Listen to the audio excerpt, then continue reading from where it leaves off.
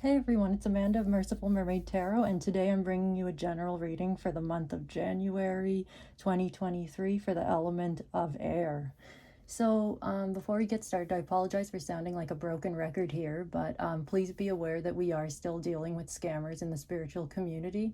So, what they do is impersonate legitimate tarot readers and astrologers and other spiritual business people and readers and so on, and offer you services, reading services via DM or private message, and they'll ask you for money. They take your money and then basically disappear, so they don't give you a reading, and that's how they scam you. So there's not much we can really do other than really just continue to warn people that this is still an ongoing problem. So please be vigilant and be careful. And please note that I do not offer personal readings, and I will never reach out to you offering any services via DM or private message or in comments asking you for money or offering you services. If somebody is doing that and says they're me, that is not me. That is a scammer impersonating me or another legitimate tarot reader that they will impersonate legitimate tarot readers, pretend, talk to you and ask you to send money in exchange for reading services, but then they take your money, you don't get the reading. So don't give them any personal information. Don't send them any money, okay? Don't engage with them. Ignore them, block, report. Professional, legitimate tarot readers, astrologers do not do business that way. We don't send you DMs or private messages asking you if you want a reading or anything like that. Usually with legitimate readers, if they are offering reading services, will have a website or a way to book a reading with them. And yeah, we don't show up in your DMs. So anybody who's talking to you saying, hey, I picked up on your energy, that I have a message for you from spirit or from the ancestors. We don't do that. So sorry for sounding like a broken record, but we do have to keep warning people about that because it's been going on. This is, I think, 3 years now. Very frustrating. So back to the readings. So I'm focusing on element readings, earth, air, fire, and water, because I would like all 4 monthly readings to be valuable and interesting for anybody who watches them, regardless of what your sun, moon, or rising sign might be. We all have the 12 signs of the zodiac in our birth chart, and we're all therefore influenced by all the elements to some degree in some way. The tarot also has the 4 elements in the tarot system because each element is linked to a particular suit. So as you know, if you do tend to watch tarot reading videos, these 4 elements do a great job at representing many universal human experiences that we all have on our journey through life.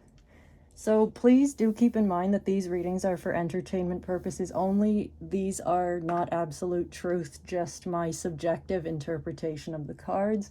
So I never offer advice, just perspectives for you to explore and think about.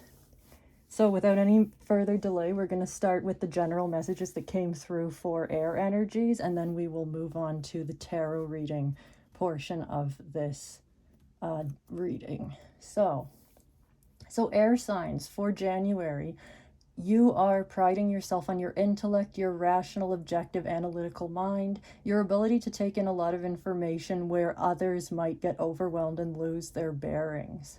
But this year, okay, you really want to pay attention to where you have blinders on and who is, in a sense, seducing you when it comes to who you will listen to and give the benefit of the doubt to.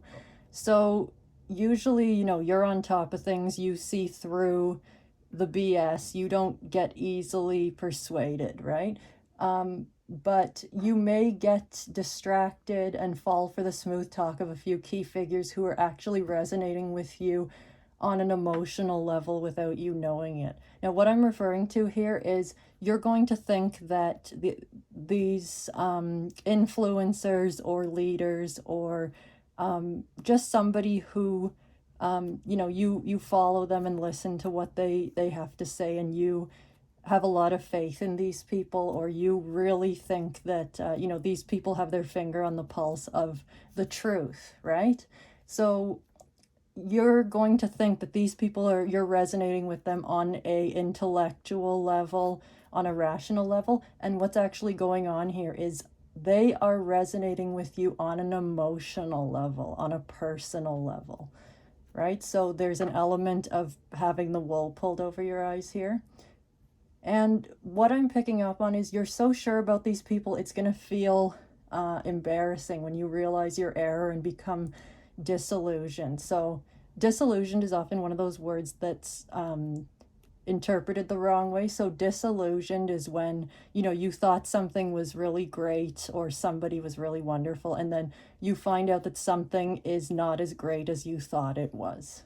That's what that word means. So there could be a questioning of the self, a loss of self-respect. You're going to ask yourself, how did I get fooled by this person? How did I not see? And the thing is, we're human. We cannot be objective 100% of the time. Even those who pride themselves on having a lot of air, energy, or influence, or rational, analytical ability, right? Maybe you're not usually pulled in the direction of your emotions. You're not swayed very easily, but unknown to you, that's what these people have done. So when you find yourself becoming, self-critical, this kind of overlaps with the earth sign, earth energy reading, if you have watched that one. Don't go there. Don't go into self-criticism. Just let it be a reminder and a lesson to you that you have biases and you are not as self-aware as you would like to think. Okay? And I think all of us, I don't think any of us, regardless of what is in our chart, who we are, we can never know ourselves 100% with complete objectivity. I don't think that's possible. There's a lot of psychological mechanisms and thought processes that protect us from uncomfortable truths in our own minds. So I think it's very, very hard to see with the ultimate truth of who we are, if you will. So you may also have to face people who confront you about how wrong you were, right? And avoid getting pulled into fights. Assert the fact that you are allowed to be human and wrong. Everybody is wrong sometimes. So, we're in a time when there's a lot of uncertainty, there's a lot of chaos, there's a lot of division, and there are many people out there, influencers, public figures, people who insist that they have the truth or they are the ones holding, the ultimate air sign sword that is going to cut through the BS, right? And it is one of these people who I think, and it'll be a different person for each of you, but this person will really, they will really sort of, come from left field, and you'll just be thinking that, they can do no wrong, they've got it all figured out, only to be shown that the connection you made with what they were saying was actually on an emotional level. And that may be very hard for some people to admit, particularly if you have heavy air placements in certain areas of your chart. So we're going to go into the tarot here, and I'm using the Wild Unknown Tarot. And we're just going to get some messages here to either add to or clarify what we have gone over there. So I think this is going to be somewhat shocking for people who are used to, being the one who sees through the illusions and the BS, to find yourself sort of caught up in, I'm the last person who should have been fooled by this. But no, you have, now, Son of Swords. That is interesting. That is the Knight of Swords, right? I mean, this stuff is scary sometimes, guys. I mean, could there be a better card for... Wow, okay. I heard that the Wild Unknown Tarot was eerily accurate and spot on, but this is definitely, because this is a reading for air signs, and swords correspond to air, the air element. And we have Son of Swords, which I believe is the Knight of Swords in this deck, which refers to somebody who is out there, you know, the knights are learning lessons, right? They're out there experimenting in the world and trying to figure things out. So this card here really highlights and speaks to the fact that you are learning such a lesson, right? Now let's get more here. And now the Father of Cups. So, oops, there goes my curtain. I'll just leave that. Okay, so the moon here definitely speaks to the illusion aspect as well, doesn't it, of this reading, what we said before with having the wool pulled over your eyes, not seeing things as they are. The moon can refer to illusions. As we know, the moon gets its light actually from the sun. It doesn't produce its own light. So it's a bit of a, you know, a false sort of visual of what's going on there. And this speaks to the, you know, being misled or groping around in the dark when you think, you know, you think that the shadows and the things you're seeing by the light of the moon in almost complete darkness are legitimate. And then when the sun, which is clarity, comes through the next day, you realize things were not as you thought they were.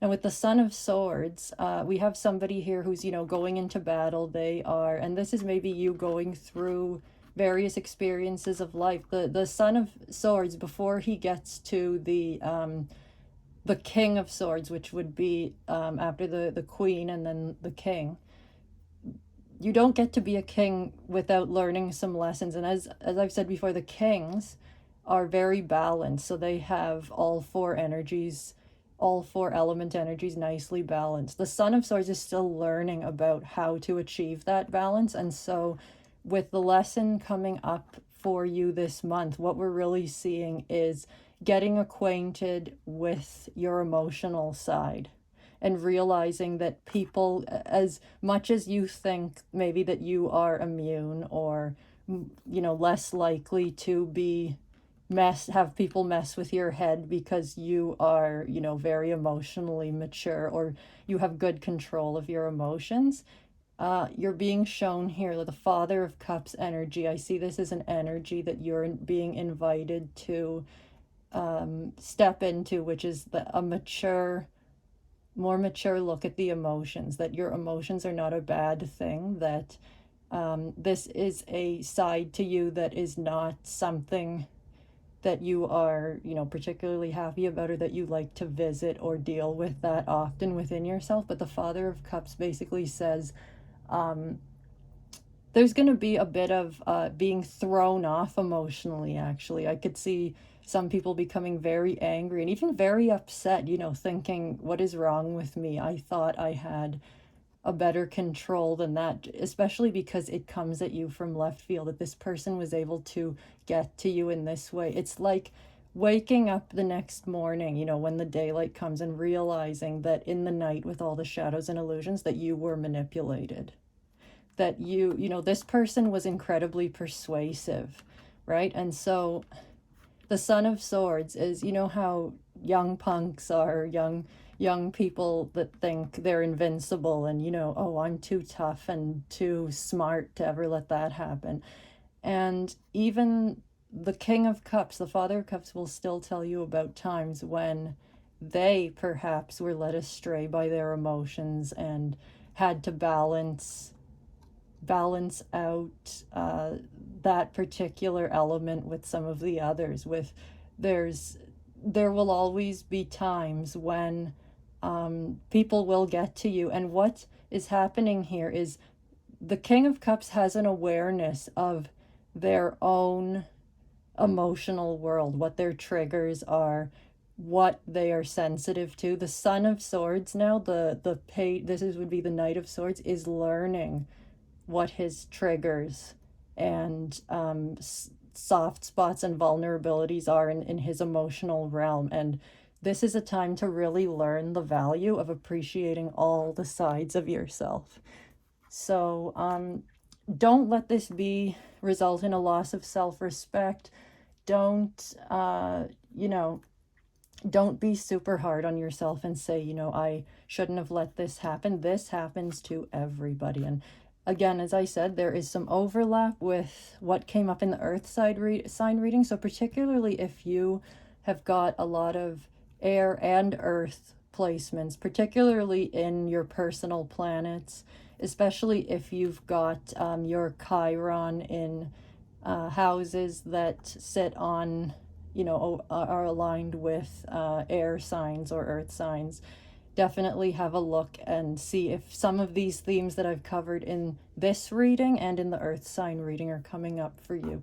It's really, priding yourself on a certain aspect of who you are, and then when something goes awry with that aspect of who you are, that you identify so much with it that it really throws you off and makes you self-critical and makes you question who you are.